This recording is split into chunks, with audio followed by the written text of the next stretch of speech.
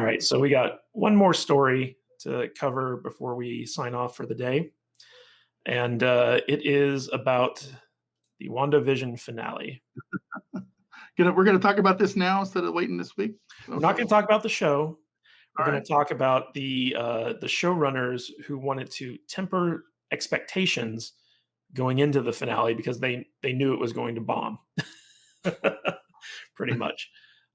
So I'm not going to go deep into this story because there are like a few like spoilers, but y- Spoiler warning, guys. there were a lot of fan theories out there which people got very excited about Yeah. that ended up not making it into the show. One of them was that the Mr. Fantastic theory about the astrophysicist that Monica knew, and that Mhm. didn't happen. The introduction of Mephisto, which was going to be like the new big bad for Multiverse of Madness, yeah, that didn't happen at all.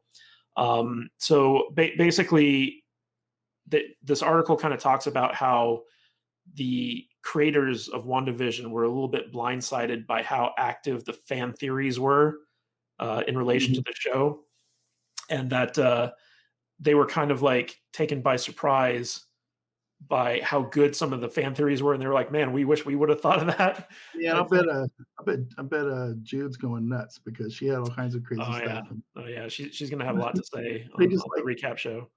like, dumped a whole load of nothing burgers on us with this stuff, so yeah. Tom says he dropped out 4 episodes ago. I don't blame you, Tom. I think that if had I known how this series was going to end, I might have just called it quits myself. But Paul Bettany a while back talked about how he's been looking forward to working with an actor that he's always wanted to work with. He was desperate to work with him, one that he had great chemistry with, but he never said like who it was going to be. And then in the finale, we find out, oh, it's himself. Now, come on, that's actually a really good troll job on his part. I was talking about that with, some friends at work last night, and, I can appreciate that. That was good. That was good stuff. Yeah, but yeah, so he was kind of saying that tongue in cheek, but a lot of fans Mhm. took it seriously, and so they were like, "Oh, is it going to be Magneto? Is it going to be Jason Fassbender playing Magneto and all this other stuff?" So like all the fans kind of took what Bettany said and ran with it, and he was like, "Hey guys, I was just joking. It was about acting out Yeah. opposite me." Cannot joke with nerd fans because we Yeah, all take way too far, for sure.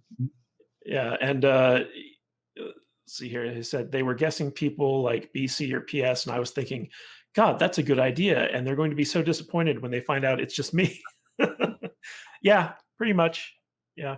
Although I did think that one of the highlights of the finale was Vision fighting himself because he was just so polite about it.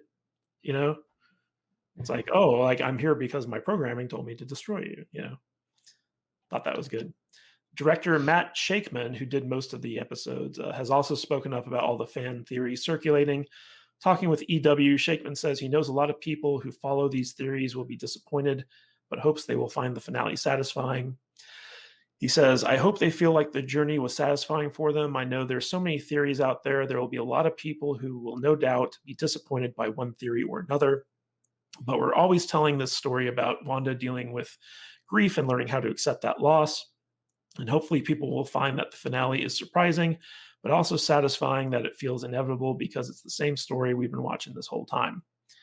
Do you agree with that statement, Mr. Vader? You caught me mid-mute. Um, I don't know. I, uh I think people were, kinda let down with this episode for sure. I don't think I was because I really didn't have any expectations, to be honest with you, with this whole episode.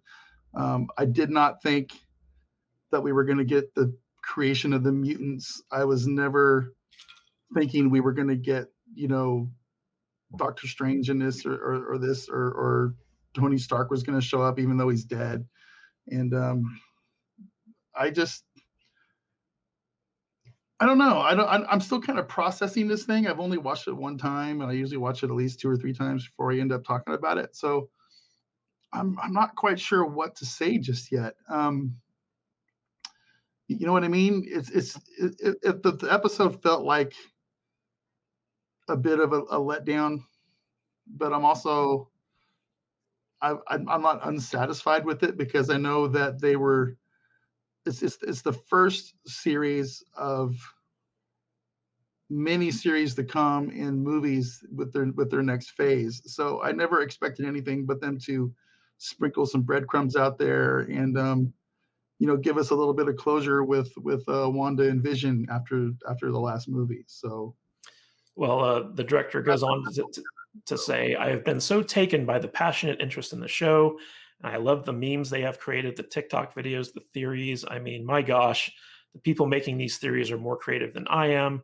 So thank you. There's a lot of wonderful response to it. And those who get a little bit disappointed each week, I mean, certainly the amount of passion around the aerospace engineer certainly was one that was pretty great.